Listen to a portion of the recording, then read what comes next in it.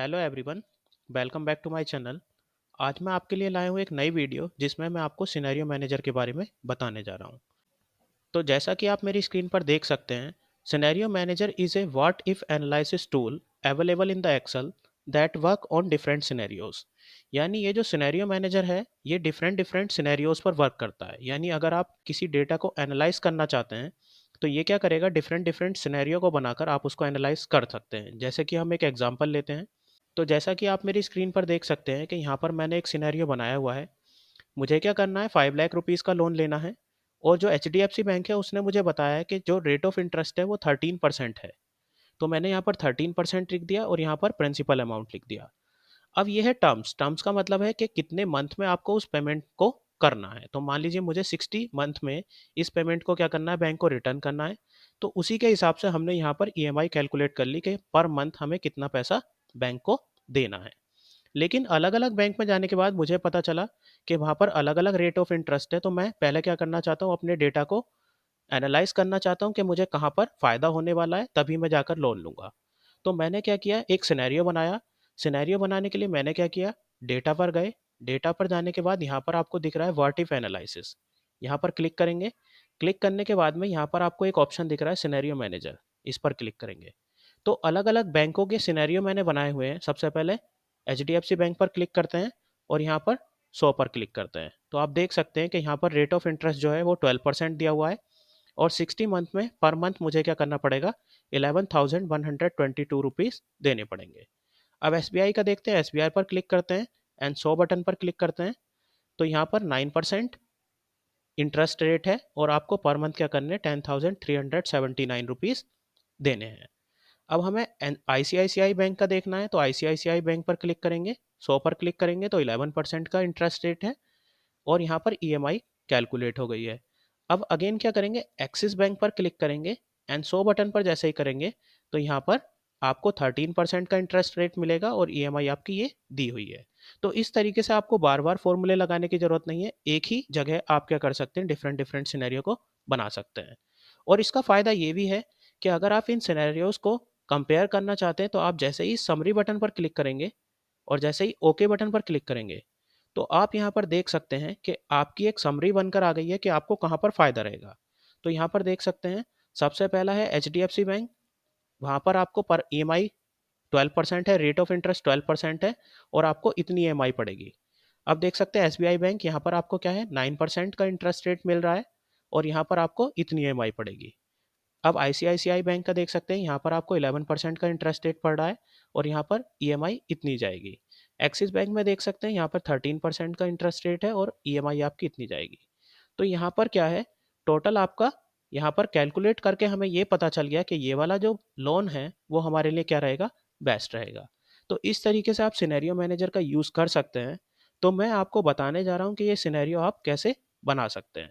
तो सिनेरियो बनाने के लिए सबसे पहले ये जो फाइल ऑप्शन है इस पर आप क्लिक करेंगे एंड न्यू ऑप्शन पर क्लिक कर देंगे। न्यू ऑप्शन पर क्लिक करने के बाद एक ब्लैंक वर्कबुक का ऑप्शन आएगा, उस पर क्लिक करेंगे और क्रिएट ऑप्शन पर क्लिक कर देंगे। तो यहाँ पर हम अपने सिनेरियो को बनाते हैं। सबसे पहले हम क्या करते हैं, होम पर जाते हैं और यहाँ पर अपने फ़ॉन्ट को थोड़ा चेंज और बड़ा कर लेते हैं, इससे आपको स्क्रीन पर हर चीज़ क्लियरली दिख पाए। अब सबसे पहले हमें क्या करना है, हम यहाँ पर इन दो सेल को मर्ज करके लिख देते हैं सिनेरियो मैनेजर। सिनेरियो मैनेजर, इसको थोड़ा बड़ा कर लेते हैं एंड इसके कलर को क्या करते हैं, थोड़ा चेंज कर लेते हैं। अब हमें क्या करना है, सबसे पहले हमें अपना प्रिंसिपल अमाउंट लिखना है कि हमें कितने रुपए का बैंक से लोन लेना है। तो हमने यहाँ लिख दिया प्रिंसिपल अमाउंट। अब हम कितने रुपए का लोन लेना चाहते हैं, 5 लाख। तो हमने यहाँ पर 5 लाख लिख दिया। अब हमें क्या करना है, रेट ऑफ इंटरेस्ट लिखना है। यहाँ पर रेट ऑफ इंटरेस्ट लिख देते हैं। और जो रेट ऑफ इंटरेस्ट है हमारा, हमें जब HDFC बैंक में पता किया था तो हमें 12% पर एनम पे क्या है, लोन मिल रहा है। तो हमने यहाँ 12% लिख दिया। अब यहाँ पर हमें लिखना है टर्म्स। टर्म्स का मतलब ये है कि आपको कितने मंथ में इस अमाउंट को रिटर्न करना है। तो मान लीजिए मुझे 5 साल के लिए लोन चाहिए, तो अगर मैं इनको मंथ में कन्वर्ट करता हूँ तो 12 5 जा 60 यानी 60 मंथ मेरे हो गए हैं, तो मुझे 60 मंथ में इसको रिटर्न करना है, तो मैंने यहाँ पर 60 लिख दिया। अब क्या करना है, मुझे ईएमआई को कैलकुलेट करना है, तो मैंने यहाँ पर लिख दिया ईएमआई जो मुझे पर मंथ बैंक को देनी है। तो यहाँ पर क्या करेंगे, फॉर्मूला लगाएंगे। तो ईएमआई कैलकुलेट करने के लिए एमएस एक्सेल में एक फंक्शन आता है पेमेंट फंक्शन, हम उसका यूज़ करेंगे। यहाँ पर लगाएंगे इक्वल पीएमटी यानी पेमेंट। तो आप यहाँ देख भी सकते हैं ये पीएमटी किस लिए यूज होता है, calculate the payment for a loan based on the constant payment and a constant interest rate, यानी जब आपका प्रिंसिपल कांस्टेंट हो और इंटरेस्ट रेट भी कांस्टेंट हो तब हम पीएमटी फंक्शन का यूज करते हैं ईएमआई निकालने के लिए। तो अब ब्रैकेट को स्टार्ट करेंगे। अब यहाँ पर आप देख सकते हैं रेट चाहिए, एनपीआर चाहिए, पीबी चाहिए, एफवी चाहिए और टाइप चाहिए। तो यहाँ से आपको थोड़ा कन्फ्यूजन हो सकता है, हम क्या करते हैं यहाँ पर जाते हैं फंक्शन ऑप्शन पर। तो फंक्शन ऑप्शन पर जैसे ही क्लिक करेंगे, अब देखिए यहाँ पर आपको इस तरीके का पॉपअप आ जाएगा। सबसे पहले आ रहा है रेट, तो हमें रेट लिखना है कि कितने रेट पर हमें लोन लेना है, तो ये 12% है। लेकिन ये जो 12% है ये पूरे एनुअल का है, हमें क्या करना है मंथली निकालना है, तो हम क्या करेंगे इसको 12 से डिवाइड कर देंगे। अब नेक्स्ट आ रहा है एनपीआर। एनपीआर का मतलब ये है कि टोटल नंबर ऑफ पेमेंट, तो टोटल नंबर ऑफ पेमेंट हमें कितनी करनी है, 60। अब नेक्स्ट है पीबी। पीबी का मतलब है प्रिंसिपल वैल्यू, तो हमारी जो प्रिंसिपल वैल्यू है यहाँ पर क्या है, 5 लाख रुपीज़ है, तो इस पर क्लिक कर देंगे। अब नेक्स्ट 2 ऑप्शन आ रहे हैं एफवी और टाइप, तो इनको क्या करते हैं हम ब्लैंक छोड़ देते हैं और ओके बटन पर क्लिक कर देंगे। तो जैसे ही आपने ओके बटन पर क्लिक किया, यहाँ पर आप देख सकते हैं कि आपकी ईएमआई कैलकुलेट हो गई है, लेकिन ये डॉलर में आई है। अब हमें क्या करना है, इसको रुपीज़ में कन्वर्ट करना है, तो राइट क्लिक करेंगे। राइट क्लिक करने के बाद फॉर्मेट सेल में जाएंगे। अब देखिए यहाँ पर आपको डॉलर का साइन आ रहा है, हमें रुपीज़ में कन्वर्ट करना है, तो इस ड्रॉप डाउन पर क्लिक करेंगे एंड यहाँ पर रुपीज़ के सिंबल को ढूंढते हैं। तो यहाँ पर रुपीज़ का सिंबल आपको कहीं ना कहीं पर मिल जाएगा, इस तरीके से आपको थोड़ा सर्च करना पड़ेगा। अब देखिए ये रुपीज़ के सिंबल आपको मिल गए हैं। अब रुपीज़ के सिंबल पर जाने के बाद आपको हिंदी इंडिया पर क्लिक करना है एंड ओके बटन पर क्लिक कर देना है। तो देखिए जो अमाउंट है हमारा वो रुपीज़ में कन्वर्ट हो गया है, लेकिन यहाँ पर माइनस का साइन आ रहा है। माइनस का साइन इसलिए यहाँ पर दिखा रहा है क्योंकि इतना जो अमाउंट है वो आपके अकाउंट से क्या होना है, डिडक्ट होना है, तो इसलिए यहाँ पर माइनस साइन आ रहा है। अदरवाइज इस माइनस का कोई मीनिंग नहीं है।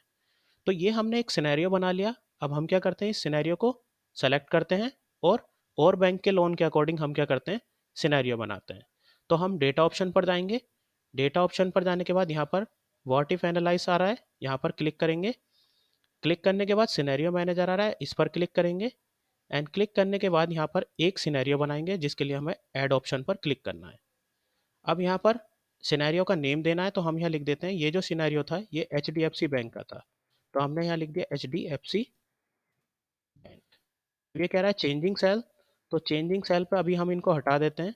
और हमारे चेंजिंग सेल कौन से हैं, ये तीनों हैं, तो हमने इनको सेलेक्ट कर लिया।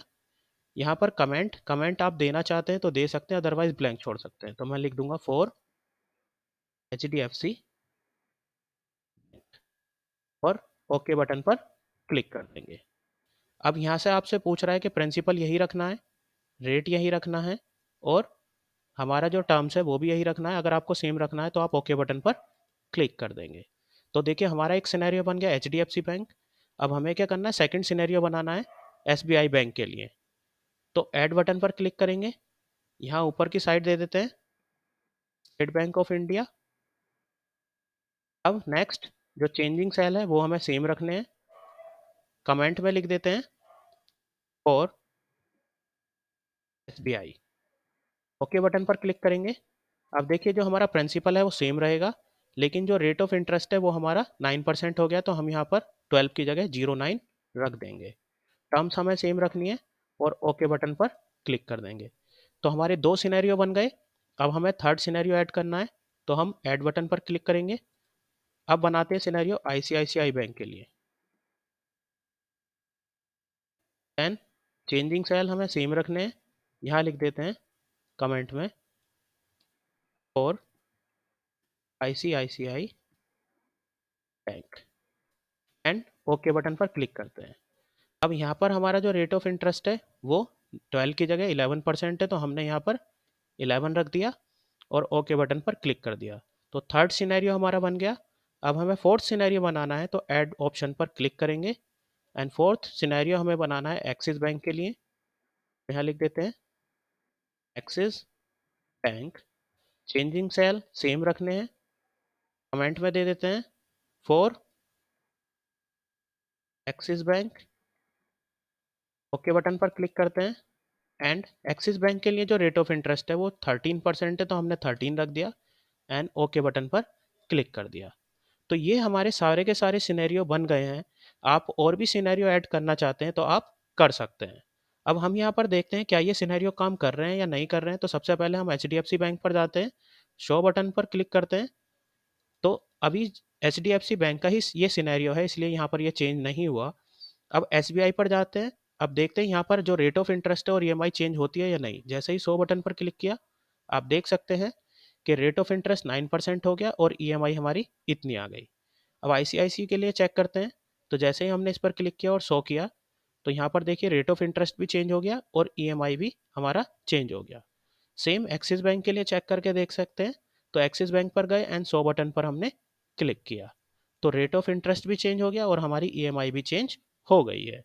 तो ये हमारा सिनेरियो मैनेजर बिल्कुल प्रॉपर तरीके से काम कर रहा है। अब हम क्या करते हैं, इसकी समरी क्रिएट करते हैं। तो समरी पर जैसे ही क्लिक करेंगे एंड ओके बटन पर जैसे ही क्लिक करेंगे, तो यहाँ पर आप देख सकते हैं जितने भी बैंक के सिनेरियो क्रिएट किए थे उनका सबका कंपैरिजन यहाँ पर आ गया है। तो अब आप अपने लिए क्या कर सकते हैं, बेस्ट लोन यहाँ से चूज कर सकते हैं। तो इस तरीके से सिनेरियो मैनेजर का यूज MS एक्सेल के अंदर किया जाता है। तो इसी तरीके की और भी इंटरेस्टिंग वीडियोस देखने के लिए आप हमारे चैनल को सब्सक्राइब कर सकते हैं, लाइक कर सकते हैं और इस वीडियो को ज़्यादा से ज़्यादा शेयर कीजिएगा। Thank you everyone.